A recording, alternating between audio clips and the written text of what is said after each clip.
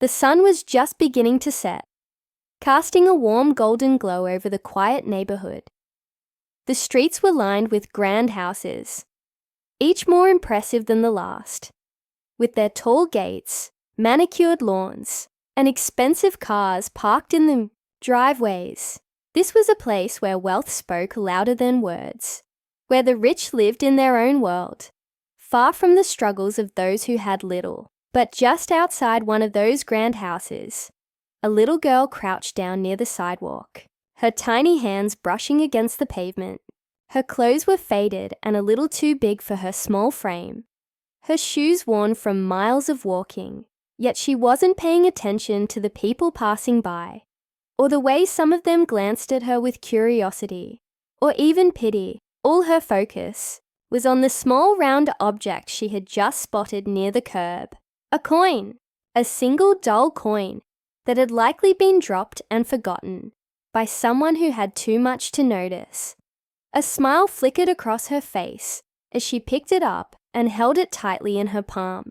It wasn't much, but to her it meant something. Maybe another step closer to buying a small treat for her little brother. Maybe a little more hope that tomorrow would be easier. She dusted off her hands and continued searching, scanning the ground with the kind of determination most people wouldn't understand. Across the street, a woman stood on her balcony, watching the girl with a look of disdain. Mrs. Carter, she was the kind of person who made sure everyone knew just how wealthy she was. Every conversation somehow circled back to her latest shopping trip, her high-end furniture, or the exclusive parties she attended. She enjoyed being admired, being envied, but more than anything, she enjoyed reminding people of their place, especially those who, in her eyes, didn't belong in her world. Her lips curled in disgust as she watched the little girl picking up coins from the ground. How pitiful, she muttered under her breath, shaking her head. Without a second thought, she stepped outside, her heels clicking sharply against the pavement as she made her way toward the child. The little girl didn't notice her at first. She was too busy picking up another coin near the edge of the sidewalk, but she felt a presence looming over her, a shadow blocking the fading sunlight. Slowly she looked up, her big, innocent eyes meeting Mrs. Carter's cold, judgmental stare. "What do you think you're doing?" Mrs. Carter's voice was sharp, cutting through the air like a knife. The girl hesitated, gripping the small coins in her fist. I'm just picking up," Mrs. Carter scoffed, crossing her arms. "Picking up pennies off the ground like a beggar. Have you no shame?" Her voice carried, loud enough for a few people nearby to turn and watch. "This is not a place for scavengers. People like you don't belong in this neighborhood." The girl's face flushed red, not from anger, but from embarrassment. She wasn't stealing. She wasn't begging. She was just finding what others had left behind. But standing there, under Mrs. Carter's piercing gaze, she suddenly felt so small, so unwelcome. A few more people had gathered, whispering among themselves. Some looked away, pretending not to notice. Others smirked, entertained by the spectacle. And then there were those who felt the sting of unfairness in their hearts, but said nothing. Tears burned at the edges of the little girl's eyes, but she refused to let them fall. She wouldn't cry. Not here. Not in front of these people. Instead, she clenched her jaw, straightened her back, and held on to the little coins in her hand, as if they were the most valuable treasures in the world. Mrs. Carter took a step closer, lowering her voice, but keeping the condescension thick. "If you need money so badly, go ask for it, but don't embarrass yourself like this." She laughed, shaking her head, as if the idea of the girl picking up coins was the most ridiculous thing she had ever seen. The girl looked down at her hands, the weight of the words settling deep in her chest. She wanted to explain, to tell Mrs. Carter why she was doing this. But would she even listen? Would anyone? Before she could say anything, a new voice cut through the tension. "And what exactly is so wrong with picking up something valuable?" The crowd turned to see where the voice had come from. A man stood near the entrance of one of the houses. He wasn't dressed in fancy clothes, and he didn't have the air of someone trying to show off. But there was something about him, something calm, yet strong. Mrs. Carter's expression faltered for a brief moment before she scoffed. "Excuse me." The man took a few steps forward, his gaze landing on the little girl. "If someone drops something and another person finds it, isn't that just life? Some people throw things away without a second thought. Others see value where no one else does." His eyes flicked back to Mrs. Carter, a quiet challenge in them. "Maybe the real shame is in wasting what could." The girl stared at him, her grip on the coins loosening just slightly. Mrs. Carter let out a forced laugh. "Oh, please. Are you really defending this?" She waved a dismissive hand at the girl. "She's a child rummaging through the streets for loose change. That's not something to encourage." The man's expression didn't change. "Maybe not to you, but to her, those coins mean something." Silence settled between them, thick and heavy. The little girl felt her heart pounding, unsure what would happen next. Mrs. Carter pursed her lips, as if debating whether to continue arguing or to simply walk away. She glanced around, realizing that the attention of the crowd was shifting. People weren't looking at her with admiration anymore. Some looked uncomfortable. Others seemed to agree with the man. With a huff, she turned on her heel.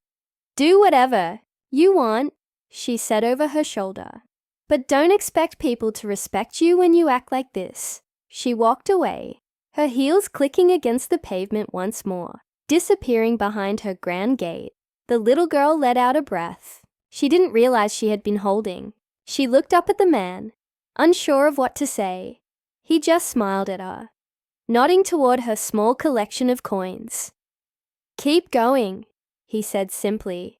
"Don't ever let someone make you feel small for doing what you need to do." For the first time that day, the little girl smiled, not because of the coins in her hands, but because someone had finally seen her, and that moment changed everything.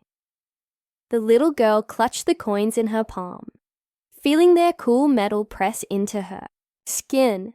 The man's words lingered in her mind, offering a warmth she hadn't expected. People usually ignored her or gave her pitying looks, but no one had ever stood up for her like that. She wanted to say thank you, but before she could, he gave her a small nod and walked away, disappearing into the street like he had never been there at all. For a moment, she stood still, listening to the sounds of the neighborhood, the distant hum of car engines, the laughter of children playing behind the walls of expensive homes, the footsteps of passers-by who didn't pay her any mind. The air still carried the weight of Mrs. Carter's words, but now they felt smaller, less powerful. With a deep breath, she turned and walked away, her grip on her small fortune loosening just slightly. She made her way back to the part of town where the houses weren't so grand, where the streets weren't as clean, but where the people felt real, home. It was nothing more than a tiny room she shared with her younger brother and their mother. The walls were thin, the roof leaked when it rained, and their only window barely let in any sunlight, but it was theirs. As she stepped inside, her little brother, Sammy, looked up from the old tattered book he had been flipping through. His eyes immediately went to her hands. "Did you find any today?" he asked eagerly. She smiled and held out the coins. Sammy's face lit up. "That's enough for some bread," he said, already doing the math in his head. He was smart, smarter than most kids his age. Their mother, who had been sitting by the window, turned to look at them. She was tired. She was always tired. Working. Long hours at the small laundromat barely covered their rent, let alone food or anything extra. But when she saw the coins in her daughter's hand, she let out a soft sigh.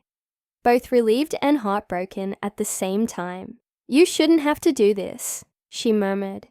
The little girl just shrugged. "It helps." Her mother ran a gentle hand over her hair. "One day you won't have to," she promised.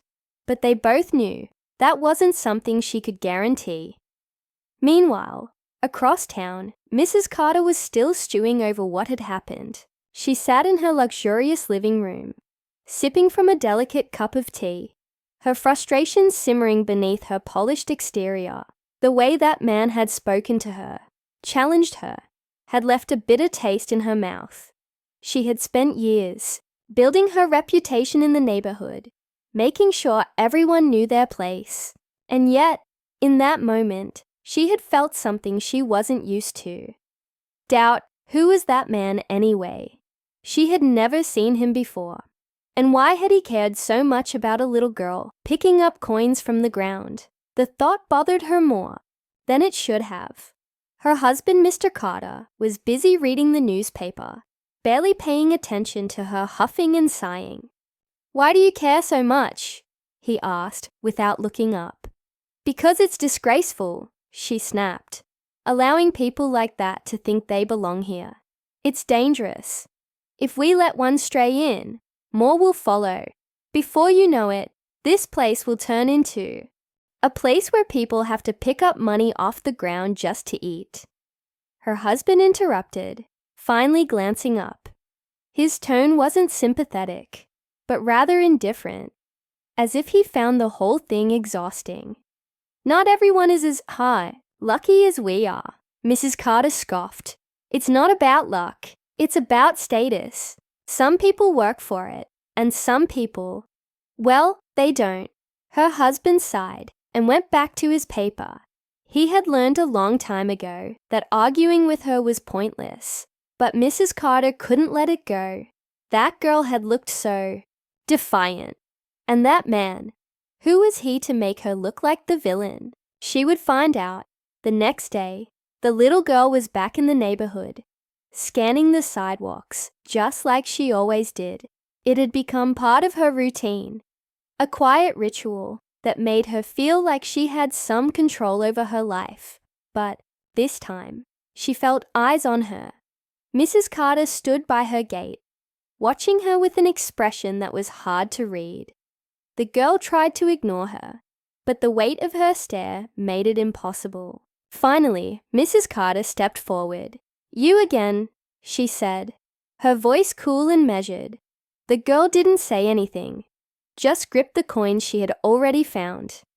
Mrs. Carter studied her for a moment before tilting her head. "Do your parents know you're out here doing this?" The girl hesitated. "My mom knows," she finally answered. "And she lets you." The girl met her gaze, something strong and unwavering in her eyes. "She doesn't have a choice." For the first time, Mrs. Carter didn't have a snappy response. Something about the girl's voice, the quiet honesty of it, unnerved her. Before she could say anything else, the man from yesterday appeared again, walking down the street as if he had been expecting this moment. He slowed as he reached them, looking between Mrs. Carter and the girl. "Is there a problem?" he asked, his tone calm but firm. Mrs. Carter straightened. "I was just asking her why she does this," she said, lifting her chin. The man studied her for a moment before turning to the girl. "Did you tell her?" The girl nodded. "Because I have to." The man smiled slightly, but there was something sad in his eyes. "That's the thing about life," he said, looking at Mrs. Carter now. "Not everyone gets to choose how they survive."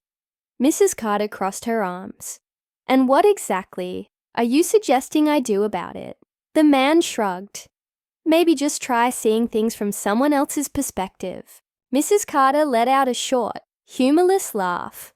"Perspective won't change the world." The man's smile didn't waver. "Maybe not, but kindness might." Mrs. Carter didn't respond, but something in her expression shifted. Just for a second. The girl watched them both, feeling a strange tension in the air. She didn't fully understand what was happening, But she knew one thing. Something was changing. Whether it was for better or worse, she didn't know. But she was about to find out. Mrs. Carter didn't sleep well that night. She had spent years believing that wealth and status determined a person's worth, that the poor were simply unfortunate souls who had failed to rise above their circumstances. But something about that conversation lingered in her mind. The way the man had spoken to her, so calmly, without anger, without trying to embarrass her. The way the little girl had stood there, not begging, not asking for pity, just trying to survive in the only way she knew how. The next morning, she found herself standing by her window, watching the street below. She half expected the girl to return, but there was no sign of her. The thought left her oddly unsettled. Meanwhile, in the small room across town, the little girl sat beside her mother, carefully counting the coins she had collected over the past few days. It wasn't much, but it was enough for a little bread, maybe some rice. Her mother watched with tired eyes, guilt pressing heavily on her shoulders. "You shouldn't have to do this," she murmured again. But this time there was something else in her voice, something broken. The girl reached for her mother's hand. "We're okay, Mama. We always find a way." But even as she said the words, she knew how fragile their situation was. Later that day, as she made her way back toward the wealthy neighborhood, she saw a familiar figure standing near the gates, the man who had defended her. She slowed her steps, unsure if she should approach, but he noticed her first and gave her a small nod. "Did you eat today?"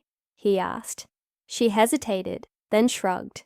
"A little." He sighed, as if he already knew the truth. Then, without a word, he reached into his pocket and pulled out a few bills. "Here," he said, offering them to her. She stared at the money, then shook her head. "I can't take that." "You can," he said gently. "And you should." Tears pricked her eyes, but she blinked them away. She wanted to take it. She wanted to run home and show her mother that for once, they had enough. But a part of her still held on to her pride. Then, before she could decide, another voice cut through the moment. "She doesn't need your charity." They both turned to see Mrs. Carter, standing a few steps away, her arms crossed. But something in her face was different. Not the same cold judgment as before. Something softer. The girl tensed, expecting more cruel words. The man, however, remained calm. "And what do you suggest she does instead?" he asked. Mrs. Carter hesitated, then let out a small sigh. "Come with me," she said. The girl's eyes widened. "What?" I said. "Come with me." Mrs. Carter's voice wasn't unkind, but it wasn't exactly warm either. It was hesitant, as if she herself didn't understand what she was doing. The girl looked up at the man. Unsure what to do, he gave her a reassuring nod. "Go," he said. "See what she wants." With cautious steps, the girl followed Mrs. Carter through the gates, past the grand house she had once only seen from the outside. Inside, everything was so clean, so bright, the kind of place she had only dreamed about. Mrs. Carter led her to the kitchen, where she opened the refrigerator and pulled out a loaf of fresh bread, some cheese, and a bottle of milk. She placed them on the counter and turned to the girl. "Take them," she said. The girl froze. "What?" Mrs. Carter exhaled. "Take them. You and your family need food, don't you?" The girl's hands trembled as she reached for the bread, half expecting it to be snatched away. But Mrs. Carter didn't move. For the first time, she looked at the girl not as a stranger or an inconvenience, but as a child who was just trying to survive. "Why are you doing this?" the girl finally asked. Mrs. Carter hesitated. "Because I was wrong," she admitted. "And because no one should have to pick up coins off the street to eat." The girl swallowed the lump in her throat. "Thank you," she whispered, "Mrs." Carter cleared her throat, as if uncomfortable with the emotion in the air. "Come back if you need more," she said quickly. "But don't tell anyone. I have a reputation to maintain." The girl smiled, just a little. "I won't." And for the first time, Mrs. Carter smiled back. As the girl stepped out of the house, holding the food close to her chest, she spotted the man still standing outside. He raised an eyebrow as if to ask, "Well?" She grinned. "I think she's changing." He chuckled. "Maybe kindness really does change the world." She nodded. Maybe it did. Maybe, just maybe, things were finally starting to look up.